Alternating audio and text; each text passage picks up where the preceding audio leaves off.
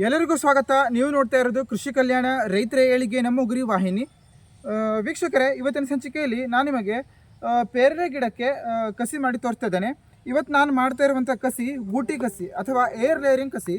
ಈ ಕಸಿ ತುಂಬ ಈಸಿ ಮಾಡಲಿಕ್ಕೆ, ಎಲ್ಲರೂ ಕೂಡ ಮಾಡಬಹುದು. ಅದರಲ್ಲೂ ಕೂಡ ಮನೆಯಲ್ಲೇ ಇರುವಂಥ ಸಾಮಾನ್ಯವಾದ ವಸ್ತುಗಳನ್ನು ಬಳಸಿಕೊಂಡು ಈ ಒಂದು ಕಸಿಯನ್ನು ಮಾಡಬಹುದು. ಹಾಗಾದರೆ ಬನ್ನಿ ವೀಕ್ಷಕರೇ, ನೋಡೋಣ ಯಾವ ರೀತಿಯಾಗಿ ನಾವು ಈ ಒಂದು ಪೇರಳೆ ಗಿಡಕ್ಕೆ ಗೂಟಿ ಕಸಿಯನ್ನು ಮಾಡ್ಬೋದು ಅಥವಾ ಏರ್ ಲೇಯರಿಂಗನ್ನು ಮಾಡ್ಬೋದು ಅಂತ ತೋರಿಸ್ತೀನಿ. ಈ ಕಸಿಯನ್ನು ಮಾಡಲಿಕ್ಕೆ ನೋಡಿ, ನಾನು ಏನೇನು ತೊಗೊಂಡಿದ್ದೇನೆ ಅಂತ ಹೇಳಿದರೆ, ಒಂದು ಕವರ್ ಇದೆ ನನ್ನ ಹತ್ರ, ಹಾಗೆ ಕೂಡ ಒಂದು ಕಿಚನ್ ನೈಫ್ ಇದೆ, ಹಾಗೆ ಕೂಡ ಒಂದು ಹಗ್ಗ ಇದೆ, ಮತ್ತು ಇಲ್ಲಿ ಒಂದು ಮಿಶ್ರಣ ಇದೆ. ಈ ಮಿಶ್ರಣ ಏನಪ್ಪ ಅಂತ ಹೇಳಿದರೆ ಕೋಕೋಪಿಟ್, ಅಂದರೆ ಮನೆಯಲ್ಲೇ ನಮ್ಮದು ತೆಂಗಿನಕಾಯಿಯ ಒಂದು ಇದಿರುತ್ತೆ, ಏನು ಹೊಟ್ಟಿತ್ತು ನಮ್ಮ ಮನೇಲಿ. ಆ ಹೊಟ್ಟಿನಲ್ಲಿ ನಾನು ತೆಂಗಿನಕಾಯಿ ಒಂದು ಪುಡಿ ಇರುತ್ತೆ, ಆ ಪುಡಿಯಲ್ಲಿ ನಾನು ಸ್ವಲ್ಪ ಮಣ್ಣು, ಅಂದರೆ ಜಾಸ್ತಿ ಇಲ್ಲ, ಒಂದು 100%, ಒಂದು 80% ಈ ಒಂದು ನಮ್ಮ ಕೋಕೋಪಿಟ್ ಇದ್ದರೆ ಅದರಲ್ಲಿ ಒಂದು 20% ಮಣ್ಣಿದ್ದರೆ ಸಾಕಾಗ್ಬಿಡುತ್ತೆ. ಮಣ್ಣಿನ ಪ್ರಮಾಣ ಸ್ವಲ್ಪ ಕಡಿಮೆ ಇರಬೇಕು. ಹಾಗೆ ಈ ಒಂದು ಮಿಶ್ರಣವನ್ನು ಮಾಡ್ಕೊಂಡಿದ್ದೆ ನಾನು. ಇವಾಗ ಬನ್ನಿ ಯಾವ ರೀತಿಯಾಗಿ ನಾನು ಈ ಒಂದು ಕಸಿಯನ್ನು ಮಾಡ್ತೇನೆ ಅನ್ನೋದನ್ನು ನಿಮಗೆ ತೋರಿಸ್ತೇನೆ. ಈ ಮಣ್ಣನ್ನು ರೆಡಿ ಮಾಡ್ಕೋಕ್ಕಿಂತ ಮುಂಚೆ ನಾನು ಈ ಗಿಡಕ್ಕೆ ಇಲ್ಲಿ ಕಟ್ಟನ್ನು ಹಾಕ್ಕೊಳ್ತೇನೆ, ರಿಂಗನ್ನು ಹಾಕ್ಕೊಳ್ತೇನೆ. ನೋಡಿ ಯಾವ ರೀತಿಯಾಗಿ ರಿಂಗ್ ಹಾಕ್ಕೊಳ್ತೇನೆ ಅಂತ ಹೇಳಿದರೆ, ನನಗೆ ಈ ಒಂದು ಭಾಗ ತುಂಬ ಸೂಕ್ತ ಅನಿಸ್ತಾ ಇದೆ. ಸೊ ಹಾಗಾಗಿ ನಾನು ಇಲ್ಲಿ ಈ ಒಂದು ಕಸಿಯನ್ನು ಮಾಡ್ತಾ ಇದ್ದೇನೆ. ನೋಡಿ, ಜಸ್ಟ್ ಒಂದು ರಿಂಗ್ ಹಾಕ್ಕೊಂಡ್ರೆ ಸಾಕು.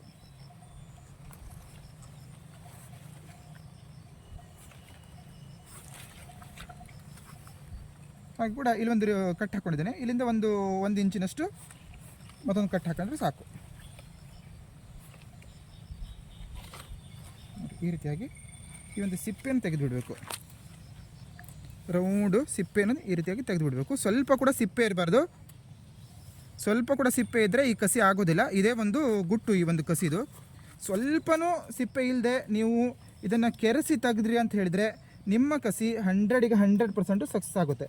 ಈ ರೀತಿಯಾಗಿ ಸಿಪ್ಪೆ ತೆಗೆದಾದ ನಂತರನೂ ಕೂಡ ಈ ರೀತಿಯಾಗಿ ಕೆರೆಸ್ಕೊಳ್ಬೇಕು. ನೋಡಿ ನೋಡಿ, ಫುಲ್ ಸುತ್ತಲೂ ಸಿಪ್ಪೆ ತೆಗೆದಾಗಿದೆ. ಆದರೂ ಕೂಡ ಈ ರೀತಿಯಾಗಿ ನಾನು ಕೆರೆಸ್ಕೊಳ್ತೇನೆ. ಯಾಕೆ ಕೆರೆಸ್ಕೊಳ್ತೇನಪ್ಪ ಅಂತ ಹೇಳಿದರೆ, ಇಲ್ಲಿ ಸಣ್ಣ ಸಣ್ಣ ಸಣ್ಣ ಸಣ್ಣ ದಾರದ ರೀತಿಯ ಇದು ಸ್ಕಿನ್ ಇರುತ್ತೆ, ಏನು ಚರ್ಮ ಇರುತ್ತೆ. ಆ ಚರ್ಮ ಇದ್ದರೂ ಕೂಡ ಈ ಕಸಿ ಸಕ್ಸಸ್ ಆಗೋದಿಲ್ಲ. ಇದು ಒಂದು ಗುಟ್ಟು ಈ ಕಸಿ ಮಾಡುವವರಿಗೆ.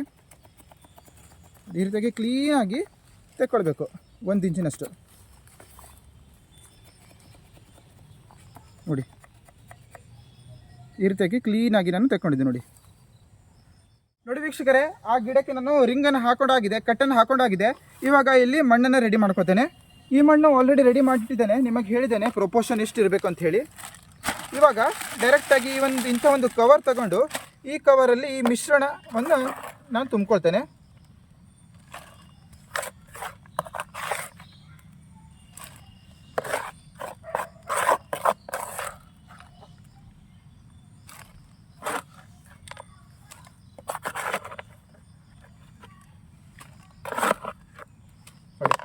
ಈ ಒಂದು ಮಿಶ್ರಣವನ್ನು ಹಾಕ್ಕೊಂಡು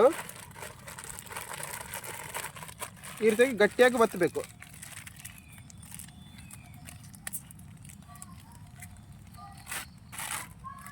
ನೋಡಿ ಈ ರೀತಿಯಾಗಿ ಗಟ್ಟಿಯಾಗಿ ಒತ್ಕೊಂಡಿದ್ದೇನೆ.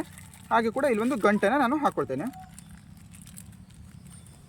ಇಂಥ ಒಂದು ಕಸಿಯನ್ನು ಮಾಡುವಂಥ, ಗುಟ್ಟಿ ಕಸಿ ಮಾಡುವಂಥ ಕಪ್ಪುಗಳು ಮಾರ್ಕೆಟಲ್ಲಿ, ಅಂಗಡಿಯಲ್ಲಿ ಸಿಗುತ್ತೆ. ಅದು ತಗೊಂಡ್ರೂ ಕೂಡ ಆಗುತ್ತೆ.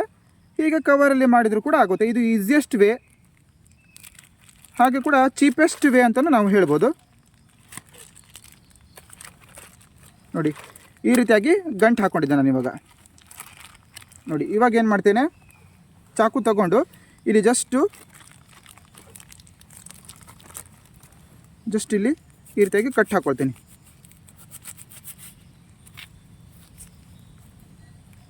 ಕಟ್ ಹಾಕ್ಕೊಂಡು ಈ ರೀತಿಯಾಗಿ ಓಪನ್ ಮಾಡ್ಕೊಂಡಿದ್ದೇನೆ.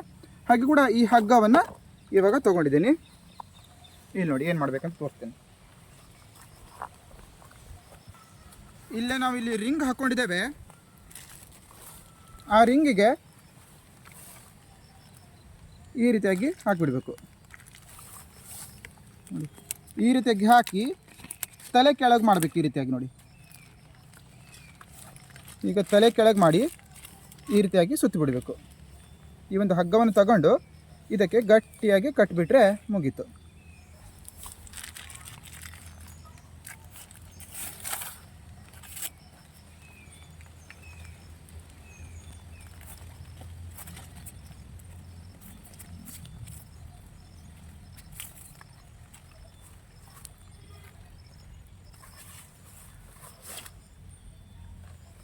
ನೋಡಿ ಹೀಗೆ ಕಟ್ಟಿಬಿಟ್ರೆ ನಮ್ಮ ಕಸಿ ಮುಗೀತು. ಇವಾಗ ಏನು ಎಕ್ಸ್ಟ್ರಾ ಒಂದು ಹಗ್ಗ ಉಳ್ಕೊಂಡಿದೆ, ಈ ಹಗ್ಗವನ್ನು ನಾನು ಕಟ್ ಮಾಡ್ಕೊಳ್ತೇನೆ. ನೋಡಿ ನಮ್ಮ ಕಸಿ ಸಕ್ಸಸ್ ಆಗಿದೆ. ಇವಾಗ ಒಂದು 45-50 ದಿನಗಳಲ್ಲಿ ಈ ಕಸಿ ಸಕ್ಸಸ್ಫುಲ್ ಆಗುತ್ತೆ. ಅದೊಂದು ಗುರುತೇನಪ್ಪ ಅಂತ ಹೇಳಿದ್ರೆ, ಇಲ್ಲಿ ಕವರ್ ಇದೆಯಲ್ಲ, ಈ ಕವರ್ ಇಲ್ಲಿ ಒಂದು ರೀತಿ ಶಾವಿಗೆ ರೀತಿಯಲ್ಲಿ ಕಾಣಿಸುತ್ತೆ ನಿಮಗೆ. ಶಾವಿಗೆ ಬಂದಂಗೆ ಕಾಣುತ್ತೆ. ಅದು ಅದರ ಬೇರು, ಆ ಬೇರು ಬಂದ ನಂತರ ನಿಮಗೆ ಗೊತ್ತಾಗ್ಬಿಡುತ್ತೆ ಇದು ಕಸಿ ಸಕ್ಸಸ್ಫುಲ್ ಆಗಿದೆ ಅಂತ ಹೇಳಿ. ಅದರ ನಂತರ ಏನು ಮಾಡಬೇಕಂತ ಹೇಳಿದರೆ, ಇಲ್ಲಿ ಡೈರೆಕ್ಟ್ ಇಲ್ಲಿ ನಾವು ಇದನ್ನು ಕಟ್ ಮಾಡಿ ಬೇರೆ ಕಡೆ ಈ ಒಂದು ಹೊಸ ಗಿಡ ಆಗಿ ಪರಿವರ್ತನೆ ಮಾಡ್ಬೋದು. ಬೇರೆ ಕಡೆ ನಾವು ಇದನ್ನು ನಾಟಿ ಮಾಡ್ಬೋದು ಒಂದು 45 ದಿನಗಳ ನಂತರ. ಇಲ್ಲಿ ಕಟ್ ಮಾಡಿ ನೆಟ್ಟಿದ ನಂತರ ಈ ಒಂದು ಗಿಡ ಏನಿದೆ, ಈ ಗಿಡದ ಒಂದು ನೆಕ್ಸ್ಟ್ ಡೂಪ್ಲಿಕೇಟ್ ಮತ್ತೊಂದು ಗಿಡ ನಮಗೆ ಸಿಗುತ್ತೆ.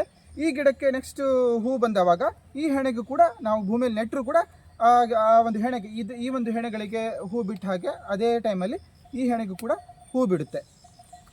ಹಾಗಾದರೆ ವೀಕ್ಷಕರೇ, ಈ ಸಂಚಿಕೆ ನಿಮಗೆ ಹೇಗೆ ಅನಿಸ್ತು ನಮಗೆ ಕಮೆಂಟ್ ಮೂಲಕ ತಿಳಿಸಿ. ಇಷ್ಟ ಆದರೆ ನಿಮ್ಮ ಫ್ರೆಂಡ್ಸ್ ಜೊತೆ, ಫ್ಯಾಮಿಲಿ ಜೊತೆ ಶೇರ್ ಮಾಡಿ ವೀಕ್ಷಕರೇ.